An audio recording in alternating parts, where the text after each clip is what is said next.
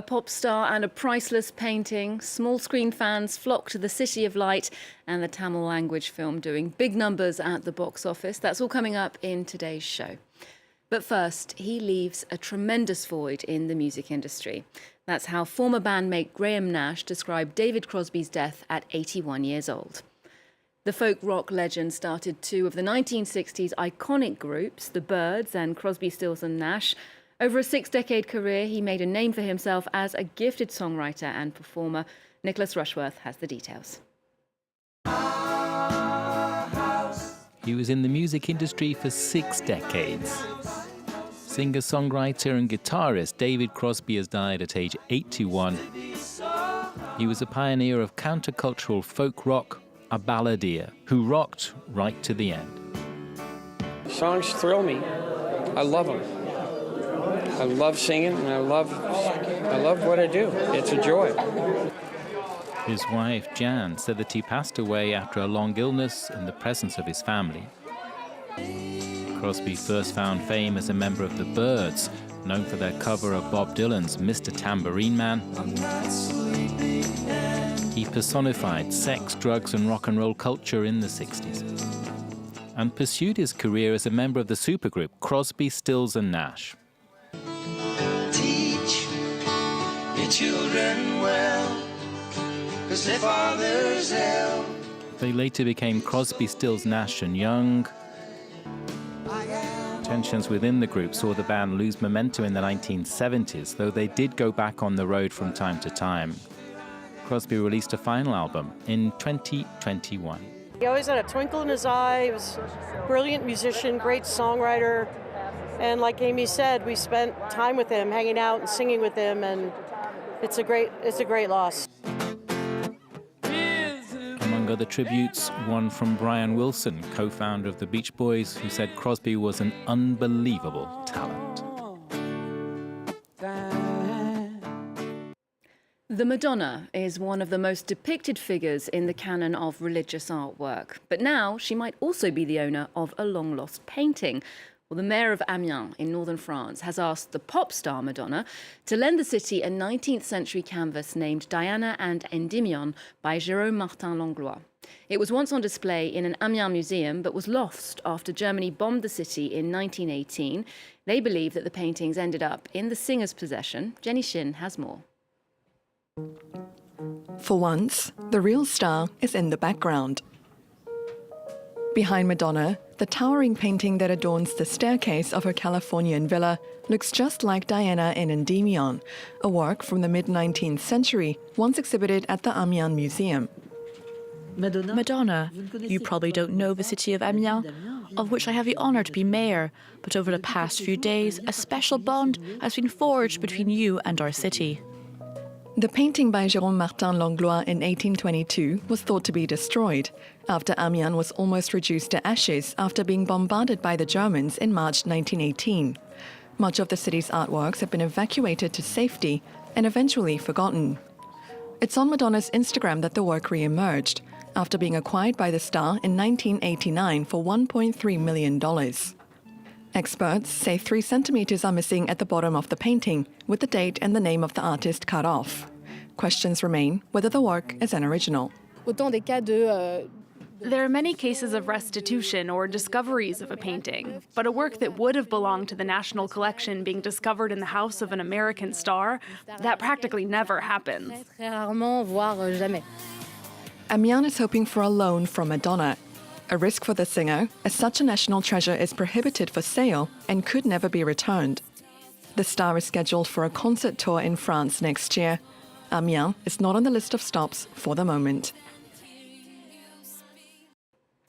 And that celebration tour kicks off in July and will see Madonna play arenas in North America and Europe, taking fans through 40 years of her chart-topping hits. Well, next, love it or hate it, the Netflix series Emily in Paris is drawing yet more tourists to the French capital. Loyal viewers are scouting out places they recognise from scenes in the show, following in the footsteps of its American protagonist. But Parisians are quick to point out that there's a big disconnect between what the series portrays and what life is really like here in the City of Light. Monty Francis has the story. It It's a series that has drawn viewers from across the world. The story of a young American woman who embarks on a life in the French capital. Bonjour, it's Emily in Paris. A selfie in front of Sacré-Cœur. A romantic stroll at the Palais Royal. A champagne toast in front of the Eiffel Tower, and a spontaneous dinner outdoors. All scenes of Paris tourists now want for themselves. There are even Emily in Paris guided street tours. She just has to cross the square from her apartment and she can go to the bakery. In the series, Emily lives in this apartment building in the city's 5th district. Now a place to stop for a photo, tourists can taste a croissant at her favorite bakery across the street. Emily really embodies Paris and the French culture. But the real Emily in Paris might look more like this online parody. Rented bicycles that don't work and being stuck in the metro because of a workers' strike. A version closer to how Parisians see their everyday life. Emily is lucky because she never takes the metro or sees homeless people. The city is super beautiful and clean and people are super nice. That does exist, of course, but it's not just that. It's an ideal of Paris, neat and clean, something from a magazine. The series and the Paris it portrays has even been a source of frustration with some at City Hall. The Paris the show portrays is great for daydreaming from your couch, but it's a Paris we should change in terms of mobility and transforming buildings, in terms of how we can help people change Paris and make it more ecological. In the meantime, Emily's Paris remains the stuff of Hollywood. A new Indian film is making box office history since its release earlier this month. Tunivu centres on a bank robbery and stars Ajit Kumar. The Tamil language film is prompting joyful outbursts in cinemas worldwide, and those scenes have made the rounds on social networks in recent days. Liam McGinn has more. An entire cinema on their feet. Spectators screaming in excitement. Some have even brought flares. It's an atmosphere usually reserved for a stadium full of football fans, but this is all taking place inside a Parisian cinema. This is the film that has caused all the fuss. Tunivu, an Indian movie that came out earlier this week.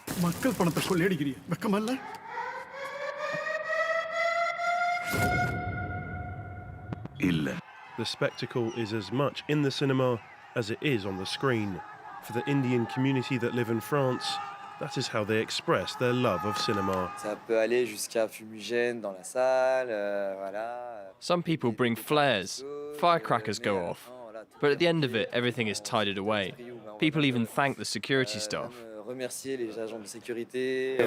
clap during the dialogues, we shout, we scream. It's a good thing because we celebrate the movie like that. Don't act like a hero. A lot of the film's success comes down to the leading man, Ajit Kumar, one of Indian cinema's most well-known stars, often called the Indian George Clooney. Released in 37 theatres across France, Tunivu is a Tamil language film, a major event for the 200,000 Tamil nationals living in the country. It's a celebration of their culture and, above all, the nationality that they miss, a link to home. It's simply a big party. Since it came out, most screenings have been a sellout, and the rights to the film have already been bought by a major streaming platform. The Sundance Film Festival is in full swing in Park City, Utah, for its first in-person meet since 2020. With new work screening from Anne Hathaway, Julia Louis-Dreyfus and Chiwetel Ejiofor, we're looking forward to checking out Wale Oyejide's debut feature, Bravo Burkina, a multi-dimensional exploration of love and migration. It's the story of a Burkinabe boy who migrates to Italy and then discovers a way to go back in time. We'll leave you with a clip of that film. Well, do remember you can get more arts and culture on our website. We're on social media too. See you here next time.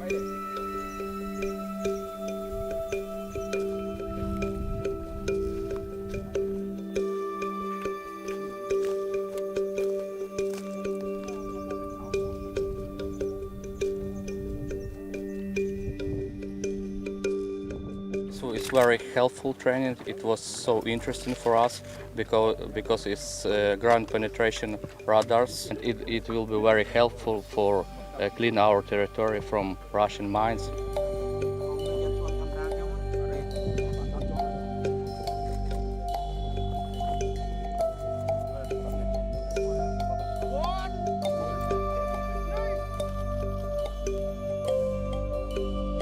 ថ្ងៃនេះគឺយើងផ្ដល់បន្ទាប់ពីការវឹកវើបច្ចេកវិទ្យាអាលីសដល់គាត់នៅកំពង់ឆ្នាំងហើយយើងថ្ងៃនេះយើងបង្ហាញគាត់នៅការប្រើប្រាស់ប្រភេទម៉ាស៊ីនរៀបមីននេះនៅក្នុងចង្ការមីនផ្ទាល់ដោយយើងប្រើជាមួយនឹងឧបករណ៍បោះសម្អាតមីនផ្សេងៗនេះដូចជាគ្រឿងចាក់សំណក់ហើយនឹងក្រុមបោះសម្អាតមីនដោយប្រើម៉ាស៊ីនបាទ